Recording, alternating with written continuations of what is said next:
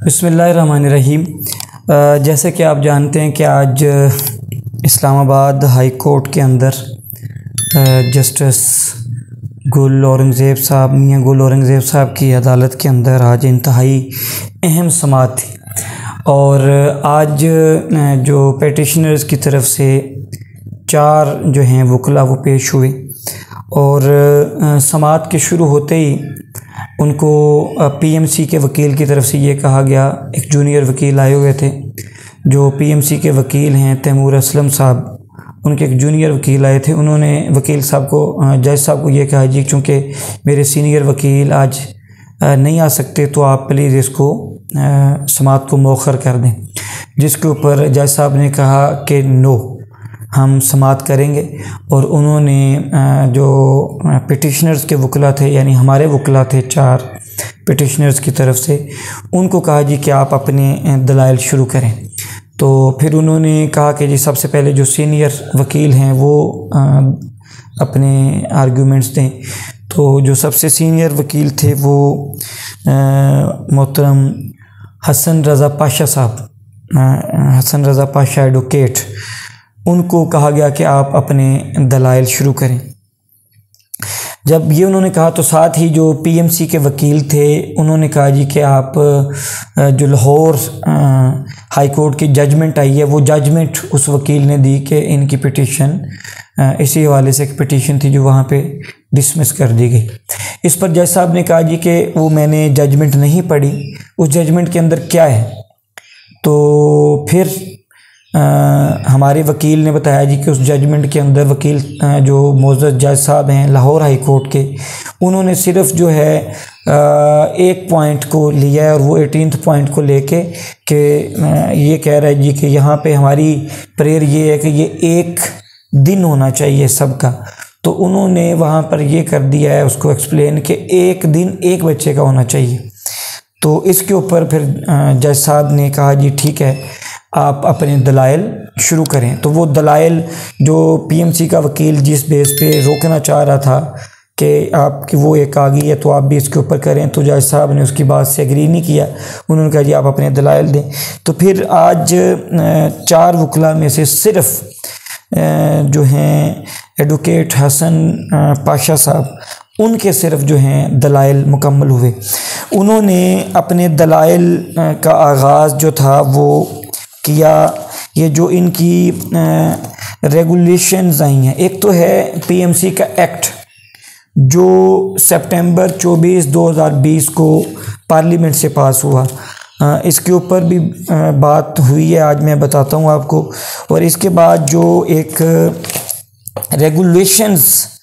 इन्होंने और PMC conduct of examination regulations 2021 इन्होंने दी हैं और ये जून 4, 2021 को ये रेगुलेशंस जो हैं आई हैं, प्रिंट हुई हैं और पास हुई हैं और लोगों तक इसकी एक्सेस गई है। तो एडवोकेट हसन रज़ा पाशा साहब ने सब, और एक चीज़ और मैं बताऊं इन चीज़ों की तरफ आने से पहले, हाई कोर्ट के अंदर फैक्चुअल बातों की कोई ग्राउंड नहीं होती, ये ज़हन में रखें। जज साहब कहते हैं अगर आपने फैक्चुअल बातें करनी है, फॉर एग्जांपल टेस्ट के अंदर ये हुआ, फ़लाँ मैटर हुआ, फ़लाँ मैटर हुआ, तो उन्होंने कहा जी कि ये इसके लिए फिर कुछ और चीज़ है, वो एक ट्रिब्यूनल बना हुआ है पीएमसी का, फिर उधर जाएं। यहाँ पर वो काम करें जो लॉ की ख़िलाफ़ वर्जी हुई है। यानी आपकी जो मेरे पास पिटीशन आई है उसमें जो इस तरह की बातें वो मेरे सामने डिस्कस ना करें जो फैक्चुअल बुनियादों पे, ऐसी बातें डिस्कस करें जो लॉज की वायोलेशन हुई हैं, एक्ट के अंदर जो लॉज हैं उनकी जो वायोलेशन हुई है वो मेरे सामने बात करें और उसी में से फिर मुझे पॉइंट्स दें, अदरवाइज़ मैं आपकी बात नहीं सुनूंगा।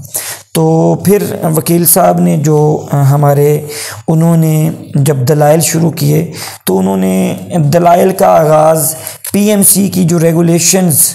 पास हुई हैं जून 4, 2021 यहाँ से उन्होंने किया और रेगुलेशन 10(2) उन्होंने पढ़ी।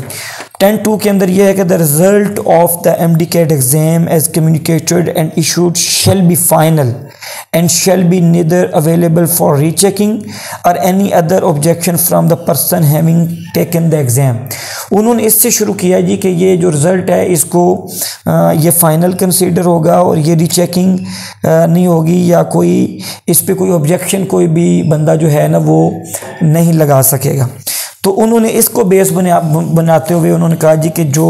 रेगुलेशन ये थी 10(2), इसके बाद उनका रिज़ल्ट आता है 9 अक्टूबर की रात को ईमेल के ज़रिए। वो उस रिज़ल्ट से भी जो हैं बाद में कहते हैं जिसको इग्नोर कर दें क्योंकि उसके अंदर गलतियाँ हैं, एक एक बच्चे के 4 रिज़ल्ट आए हैं। और उसके बाद उन्होंने ये भी कहा जी कि उन्होंने बग़ैर यानी रिव्यू के ग्रेस मार्क्स दिए, और वो ग्रेस मार्क्स ये होते हैं जी कि किसी को 5 मिले, किसी को 10 मिले, किसी को 15 मिले। और मेडिकल कॉलेज में तो ये होता है जी कि एक एक नंबर के ऊपर मेरिट ऊपर नीचे हो रहा होता है। तो ये उन्होंने अपनी ही रेगुलेशन की खिलाफ वर्जी की। इसके बाद कुछ और भी रेगुलेशंस उन्होंने चैलेंज की हुई हैं। ये जो PMC की एग्ज़ाम कंडक्ट करने की रेगुलेशंस बाद में आई हैं उनको उन्होंने चैलेंज किया है। बहरहाल उसके बाद वो स्ट्रेट आ गए जो एक्ट का सेक्शन 18 है, यानी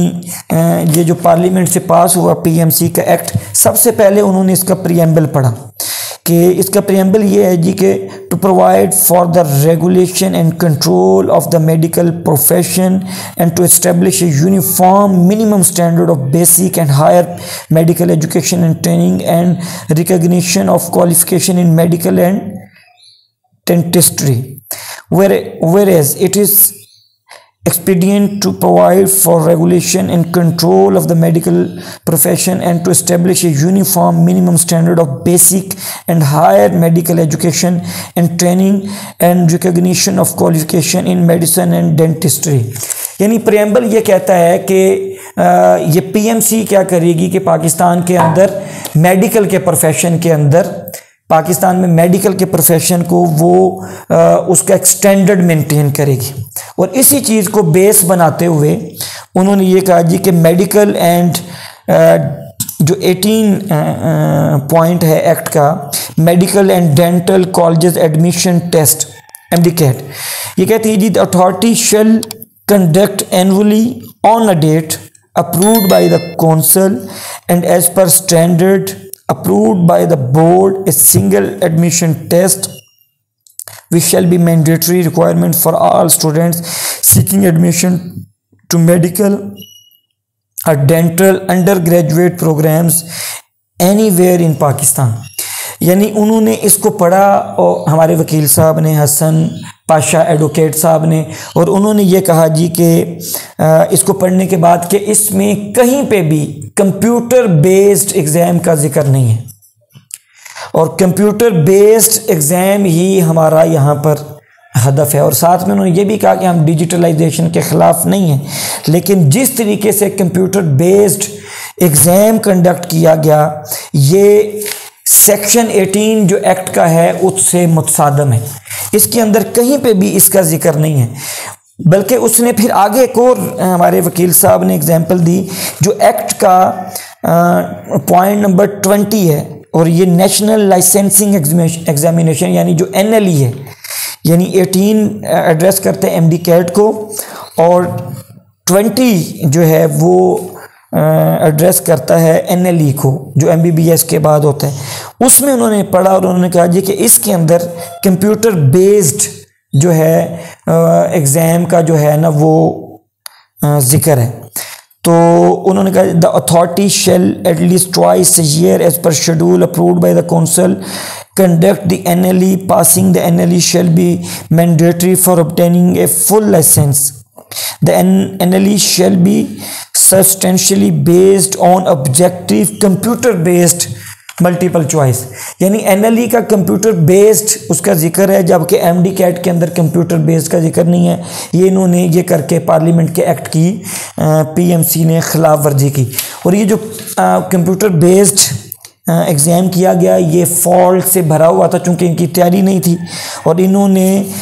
जो रेगुलेशंस पास की जून 4 2021 को, उसके अंदर आके इन्होंने कंप्यूटर बेस का जिक्र किया, हालांकि एक्ट के अंदर इसकी कोई जिक्र नहीं है। और इसके ऊपर फिर उन्होंने अपने दलाइल दिए कि पूरे सेक्शन 18 में कंप्यूटर के ज़रिए एग्ज़ाम लेने की कोई मिसाल नहीं है। और जैसे कि मैंने NLE का बताया कि उसके अंदर है कंप्यूटर बेस एग्ज़ाम की, लेकिन MD-CAT के अंदर इसका जिक्र नहीं है। अच्छा, अब MD-CAT टेस्ट के अंदर जो कंप्यूटराइज्ड टेस्ट हुआ उसके अंदर बेशुमार जो हैं वो गलतियां हुई हैं। और उन्होंने फिर हमारे वकील ने जिस चीज़ को, चूँकि अगर वैसे ही ये रिज़ल्ट चेंजिंग की बात करते तो वकील जज साहब का ये था कि ये जनाब फैक्चुअल बात है, उन्होंने इसको बेस बना के कि इसके अंदर पूरी कंप्यूटर बेस एग्ज़ाम का जिक्र ही नहीं है, और इन्होंने कंप्यूटर बेस एग्ज़ाम किया। और वो कंप्यूटर बेस एग्ज़ाम इस कदर फॉल्ट पर मबनी था कि जब रिज़ल्ट आए तो वो रिज़ल्ट चेंज हुए, एक एक बच्चे के 3-3 रिज़ल्ट आए। और फिर हमारे एडवोकेट साहब ने वो एक ही बच्चे के 3-3 रिज़ल्ट्स वहाँ पर पेश किए। फिर ये बताया गया जी बग़ैर रिव्यू के नंबर बढ़ा दिए गए जो ग्रेस मार्क्स दिए थे, और उसका कोई क्राइटेरिया नहीं है, किसी को 5 हैं, किसी को 10 हैं, किसी को 15 हैं, किसी को 20 हैं। अब ये ग्रेस मार्क्स मिलने से पहले जो बच्चे पहले मेरिट के ऊपर थे वो मेरिट से नीचे आ गए, और जो पहले मेरिट पे नहीं थे वो मेरिट पर चले गए, ठीक है जी। और बग़ैर रिव्यू के जो है ना नंबर जो है वो बढ़ा दिए गए, जिसकी वजह से बच्चों के साथ जो है वो नाइंसाफ़ी हुई बेशुमार स्टूडेंट्स के साथ। और ये रिव्यू उस वक्त तक स्टूडेंट्स की तरफ से यानी कोई प्रॉपर उस तरह की इसकी डिमांड नहीं थी। तो ये जनाब नंबर बढ़ाए गए, जिसकी वजह से जो एक ऐसा MD-CAT टेस्ट और मेडिकल के प्रोफेशन के लिए और मेडिकल कॉलेजेस में एंट्री के लिए जो बड़ी मेहनत दरकार होती है, और वहाँ पे एक एक नंबर जो है वो आप कह लें कि उसकी अहमियत होती है, और एक एक नंबर के ऊपर मेरिट ऊपर नीचे हो रहा होता है। तो इसकी वजह से ये जो बग़ैर रिव्यू और बग़ैर क्राइटेरिया के ग्रेस मार्क्स दिए गए, इसके ऊपर बात की। फिर उन्होंने ये कहा जी रिज़ल्ट्स के अंदर बहुत सी गलतियाँ हैं, जैसे वो जो 9 अक्टूबर की रात को हमें रिज़ल्ट्स आए तो उसके अंदर क्या हुआ, उसके अंदर ये हुआ जी कि ईमेल्स के ज़रिए आए, उसमें जो टोटल एग्रीगेट है वो उससे जो डिवीज़न ऑफ मार्क्स है वो मैच ही नहीं कर रही। यानी इंग्लिश के अगर 20 नंबर हैं तो इंग्लिश उसमें से 56 दिए हुए हैं, और किसी अगर बायो है तो उसमें से कम दिए हुए हैं, ज़्यादा दिए हुए हैं, तो ऊपर एग्रीगेट मैच नहीं कर रहा। ये उन्होंने एक नहायत अहम जो है पॉइंट उठाया। फिर उसके बाद ये सारी चीज़ें करने के बाद उन्होंने कहा जी कि इससे स्टूडेंट्स जो बहुत मेहनत करते हैं और मेडिकल के प्रोफेशन में बहुत टैलेंटेड टॉपर्स बच्चे जाते हैं, तो उनके फंडामेंटल राइट्स जो हैं वो मजरूम हैं। ये जो इन्होंने बंदरबांट की, ये बंदरबांट उसमें तो नहीं लफ्ज़ बोला गया, मैं बोल रहा हूँ कि ये जो बंदरबांट हुई और ये जो जनाब वहाँ पर बग़ैर क्राइटेरिया के जो मार्क्स दिए गए, इसकी वजह से जो स्टूडेंट्स के फंडामेंटल राइट्स जो हैं वो मजरूम हैं। इसके बाद और जज साहब बड़े गौर से नोट कर रहे थे चीज़ों को, और यानी उनको समझ आ रही थी बात की, और वो इसके ऊपर यानी उनका जो जेस्चर था वो बड़ा पॉजिटिव था, और वो साथ साथ नोट कर रहे थे, यानी बॉडी लैंग्वेज से जैसे पता चलता है। उसके बाद पेपरा की जो रिपोर्ट है, पेपरा की कमेटी बनी थी, उसकी रिपोर्ट का भी जिक्र हुआ। तो जज साहब ने कहा जी उसके बारे में बताएं मुझे। तो फिर हमारे वकील साहब ने पेपरा की रिपोर्ट के बारे में भी बताया कि जो PMC के तमाम पॉइंट्स थे कि जी हम पेपरा के रूल्स हमारे ऊपर अप्लाई नहीं होते, और जो बच्चों की फ़ीस है ये पब्लिक फ़ंड नहीं है, तो ये PMC वाले इसको मानने से इनकारी थे। अब पेपरा ने कहा जी कि ये PMC पेपरा रूल के अंडर भी आती है, और जो फ़ी है वो पब्लिक फ़ंड है, वो पब्लिक मनी है, उसको फॉलो करने की इनकी जो है वो ये फॉलो करने के ये पाबंद है। तो इसके ऊपर जज साहब ने कहा जी कि PMC वालों को आप जो मर्ज़ी वो कहना चाहते हैं उन्हें कहने दें, वो पेपरा रूल के अंडर आते हैं। और बल्कि इसके ऊपर उन्होंने जो एक नहायत अहम रिमार्क जो मैं कहता हूँ आज की इस पूरी हेयरिंग का क्रक्स है, वो उन्होंने वहाँ पे PMC के वकील को मुखातिब किया, और मुखातिब करके कहा जी ये जाकर बता दें PMC वालों को कि ये जो आप इतना बुलंदी पे उड़ रहे हैं ना, इससे नीचे आ जाएं। कि आप पे कोई भी रूल अप्लाई नहीं होता, ऐसे नहीं हो सकता। तो फिर उन्होंने ये भी कहा जी कि उनको कहने दे जो कहते हैं। ये कह करके वो इतनी बुलंदी पे जोड़ रहे हैं, उन्हें कहीं नीचे आ जाए। तो ये बहुत यानी अहम उनका एक रिमार्क्स था पीएमसी के वकील को, और साथ ये भी कहना कि जाकर उनको मेरा मैसेज दे दें कि जितना आप ऊंचा उड़ रहे हैं इतना ऊंचा उड़ने की आपको ज़रूरत नहीं है, और इतना ऊंचा मत उड़ें, कानून के अंदर रहकर अपने सारे जो हैं वो आप काम करें। तो ये करने के बाद फिर ये जो रिज़ल्ट्स के हवाले से हमारी सारी चीज़ें थीं, जो रिज़ल्ट्स बोगस बने और जो ग्रेस मार्क्स बग़ैर क्राइटेरिया के दिए गए, इतनी चीज़ें मुकम्मल होने के बाद फिर चूँकि इसके ऊपर तकरीबन कोई आधे घंटे से ज़्यादा इस पूरी चीज़ के ऊपर इन दलाइल के ऊपर वक्त लगा, तो इन्होंने फिर जज साहब ने ये रिमार्क्स दिए, और रिमार्क्स देने के बाद जज साहब ने फिर जो है हियरिंग उसको मौखर कर दिया सोमवार 1 नवंबर तक। अब 1 नवंबर सोमवार को इंशाल्लाह अगली हेयरिंग होगी, और अगली हेयरिंग के अंदर जो हमारे बाकी वकला 3 वकला जिनके दलाइल रहते हैं वो इंशाल्लाह मुकम्मल होंगे, और उम्मीद यही कर रहे हैं कि इसी दौरान जो है 1 नवंबर के बाद अगली डेट शायद ना पड़े, फिर उनका जो है वो अब कह लें कि फ़ैसला ही हाई कोर्ट का आएगा। इसके बाद एक और चीज़ जो बहुत अहम थी वो ये थी कि हमारे वकील ने